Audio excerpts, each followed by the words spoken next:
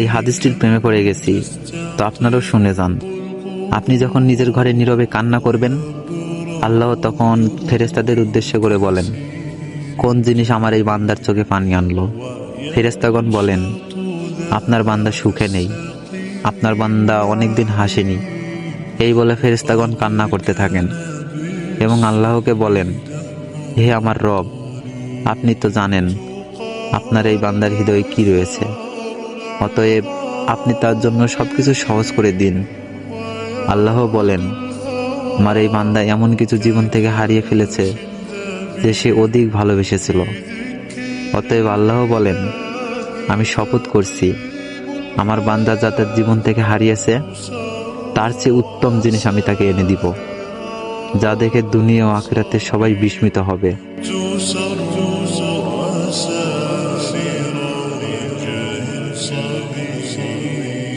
be